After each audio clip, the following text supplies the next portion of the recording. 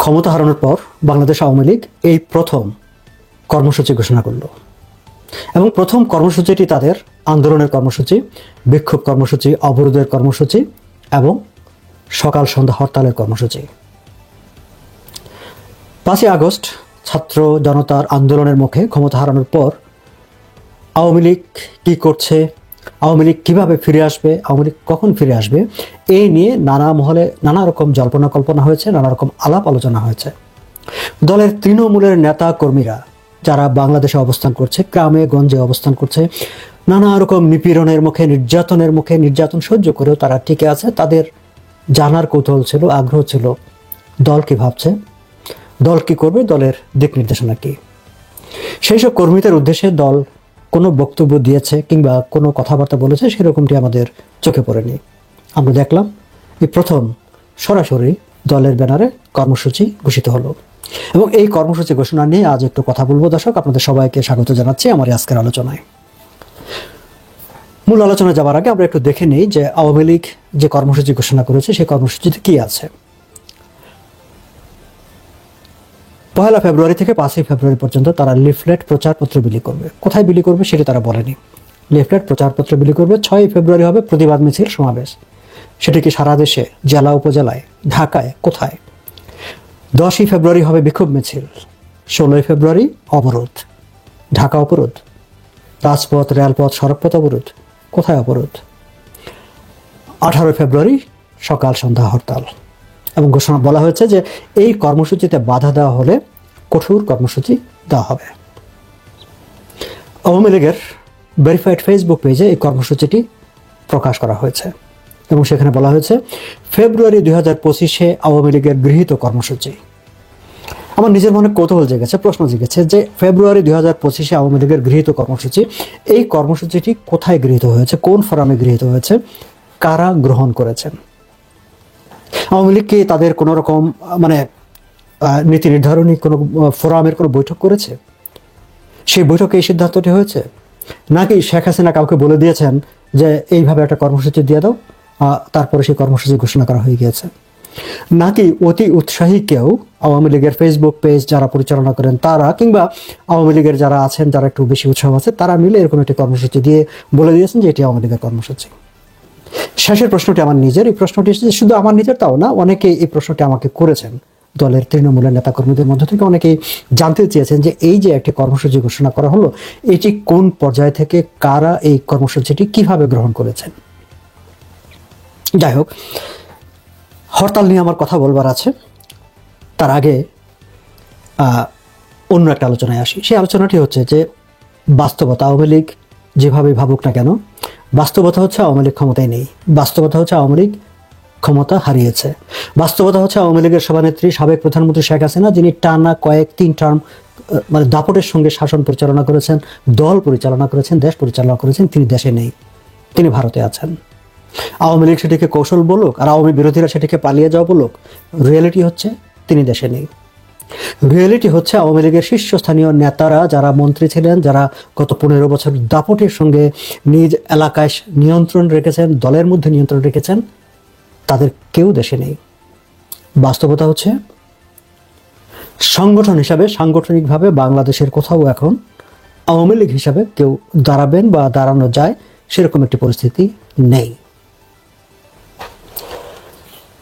5ই আগস্টের পর থেকে আওয়ামী লীগের নেতা কর্মী যারা নানা নিপীড়ন নির্যাতন সহ্য করে, যারা বাংলাদেশে নিজের এলাকা থেকে গিয়ে অন্য জায়গায় পালিয়ে পালিয়ে যারা অবস্থান করছেন, থাকছেন, কিংবা যারা নিপীড়ন সহ্য করছেন, নির্যাতন সহ্য করছেন, তারা সবাই অপেক্ষায় ছিলেন, অপেক্ষায় আছেন।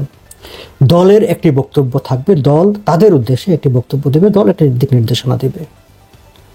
কিন্তু আগস্ট থেকে আজকের এই জানুয়ারি মাস যায় ফেব্রুয়ারি চলে আসছে, আন্দোলনের একটি কর্মসূচি ঘোষিত হলো। এর মাঝখানে কি আওয়ামী লীগ তার দলের নেতা কর্মীদের উদ্দেশ্যে কোনো বক্তব্য দিয়েছে? না দিলে কেন দেয়নি? আমরা তো দেখেছি যে বিভিন্ন সময় শেখ হাসিনা অনেকের সঙ্গে টেলিফোনে কথা বলেছেন, সেই সব টেলিফোন রেকর্ড অডিও আবার সেগুলো ফাঁস হয়েছে।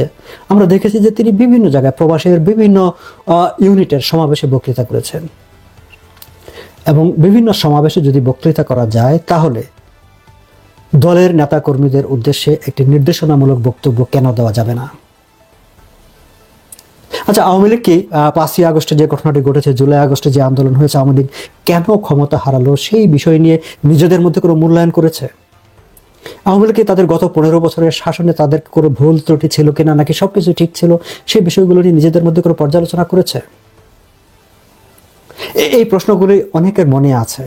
আওয়ামী লীগের নেতাদের মনে আছে কিনা আমি জানি না, তাদের মনে জাগ্রত হয় কিনা জানি না, কিন্তু মানুষের যারা আওয়ামী লীগ যদি মানুষকে নিয়ে রাজনীতি করতে চায়, তাহলে যেই মানুষকে নিয়ে তারা রাজনীতি করবে তাদের মনে কিন্তু এই প্রশ্নগুলো আছে। আওয়ামী লীগের তৃণমূলের নেতা কর্মীদের মনেও এই প্রশ্নগুলো আছে। তারা নানা জনের কাছ থেকে এই প্রশ্নগুলোর উত্তর খুঁজতে চান। তারা এও জানতে চান যে এখন পর্যন্ত আওয়ামী লীগের একজন মুখপাত্র কেন নির্ধারণ করা যায়নি, বা কেউ একজনকে কেন দায়িত্ব দেওয়া যায়নি যাকে সবাই মনে করবে, বিশ্বাস করবে যে হ্যাঁ তিনি অ্যাসাইন্ড পারসন, তাকে দায়িত্ব দেওয়া হয়েছে দলের কথা বলার জন্য। আমি তো দেখেছি যে অনেকে এই প্রশ্ন করেছেন যে এই যে আওয়ামী লীগের ফেসবুক পেজটি যেটি আছে ভেরিফাইড, এটি যে মানে জেনুইনলি আওয়ামী লীগের লোকজনই চালাচ্ছেন, তারই বা নিশ্চয়তা কি? কেউ সেটা নিশ্চিত করেছে যে এটি হ্যাক হয়ে যায়নি, এটি অন্য কারো হাতে যায়নি? আমাকে ঢাকার অনেক পত্রিকার সাংবাদিক বন্ধুরা প্রশ্ন করেছেন যে আওয়ামী লীগের অনেক কিছু মানে আদালত কর্তৃক শেখ হাসিনার বক্তৃতা প্রকাশ করা যাবে না, সেই নিষেধাজ্ঞা আরোপের আগ পর্যন্ত কিংবা পরেও অনেকে জানতে চেয়েছেন যে আওয়ামী লীগের কর্মসূচি কিংবা বক্তব্য আমরা যে ফেসবুক পেজ থেকে নিব, এই ফেসবুক পেজটা যে তাদের নিয়ন্ত্রণেই আছে বা তাদের মানে কোনো অথরাইজড পার্সন এটিকে পরিচালনা করে, সেটি আমরা বুঝবো কী করে, আমরা জানবো কী করে? আওয়ামী লীগের কোনো পর্যায় থেকে তো সেটি আনুষ্ঠানিক ঘোষণা দিয়ে বলাও হয়নি যে ওকে ফাইন, এই পেজে যা থাকবে সেটি দলের বক্তব্য। কিন্তু শেখ হাসিনা তো দীর্ঘ বক্তৃতা করেছেন অনেক মানে প্রবাসী সংগঠনের নানা সভা সমাবেশে। সেই সব সমাবেশেও কিন্তু এই বক্তব্যটি দেওয়া হয়নি যে ওকে ফাইন, এই জায়গায় হচ্ছে আমাদের বক্তব্য, এই জায়গায় যা থাকবে সেটি আমাদের বক্তব্য। যাই হোক, সেই বিষয়গুলো নিয়ে আমার কাছে মনে হয়েছে এবং অনেক তৃণমূলের নেতাকর্মীদের আশাও এটি ছিল যে দল প্রথমে 5ই আগস্ট পরবর্তী অবস্থায় নিজেদের অবস্থান, নিজেদের পরিস্থিতি, কেন এমন একটি ঘটনা ঘটলো, কেন দল এগুলো মোকাবেলা করতে পারলো না, দলের কোথাও কোনো ত্রুটি ছিল কিনা, সেই বিষয়গুলো একটি পর্যালোচনা করে সেই পর্যালোচনার বক্তব্যটি নিজের দলীয় নেতাকর্মীদের সামনে উপস্থাপন করবে। দেশের জনগণের সামনেও তো তাদের একটা বক্তব্য দেওয়ার আছে। এবং কোনো বক্তব্য না দিয়ে, কোনো ব্যাখ্যা না দিয়ে, কোনো কিছু না বলে আপনি সরাসরি যখন একটা কর্মসূচিতে চলে আসেন, এবং সেই কর্মসূচিগুলো কি একেবারে হরতাল। গত 15 বছর ধরেই তো আওয়ামী লীগ হরতালের বিরুদ্ধে বক্তৃতা করেছে।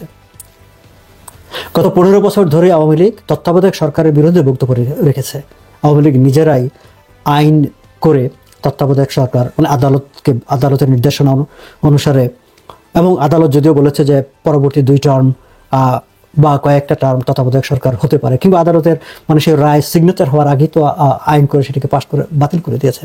তাহলে আওয়ামী লীগ আমরা দেখলাম যে আরাফাত সাহেব এখন আবার তত্ত্বাবধায়ক সরকার চান। তার এই যে একটা মেজর পলিসি শিফট, এই মেজর পলিসি শিফটটা কোন পর্যায়ে সিদ্ধান্ত হয়েছে, কারা সিদ্ধান্ত নিয়েছেন, কোন লজিকে তারা এই পলিসি শিফটের সিদ্ধান্ত নিয়েছেন, এবং এই পলিসি শিফটের সিদ্ধান্ত যখন নেবেন সেটি দলের নেতাকর্মীদের জানানোর প্রয়োজন আছে কিনা, দেশবাসীর সামনে তা কোনো একটা ব্যাখ্যা দেওয়ার প্রয়োজন আছে কিনা। আপনাদের কাছে মনে হতে পারে দর্শক যে আমি খুব সুশীল রাজনীতির কথা বলছি, কিন্তু একটি কথা বলি, এটি 2025 সাল। আপনি 2025 সালে এসে তো সেই 1974 সালের 71 সালের 66 রাজনীতি করলে চলবে না। সময়ের সাথে সাথে আপনার রাজনীতি পাল্টাতে হবে, কৌশল পাল্টাতে হবে। আপনার আদর্শ ঠিক থাকবে, কিন্তু আদর্শ তো মোটিফাইড হবে। আপনি সময়ের চাহিদা, যুগের চাহিদা, এই সময়কার মানুষের মন মানসিকতা, তাদের চাহিদা, সেটার সঙ্গে যদি আপনি খাপ খাওয়াতে না পারেন, তাহলে আপনি কিসের রাজনীতি করবেন? এবং আমার তো মনে হয় যে এখনকার দলের নেতা কর্মী সমর্থকদের অনেকেই এই ট্রান্সপারেন্সিটা চায়। 5ই আগস্টের পরে আওয়ামী লীগ ক্ষমতাচ্যুত হওয়ার পরে সবচেয়ে বেশি যে সমালোচনাটি হয়েছে সেটি হচ্ছে যে আওয়ামী লীগ হাইব্রিডের দখলে চলে গিয়েছিল, সংগঠন হারিয়ে গিয়েছিল, নেতা কর্মীদের কোনো মূল্যায়ন করা হয়নি, ত্যাগী নেতা কর্মীদের তুচ্ছ তাচ্ছিল্য করা হয়েছে।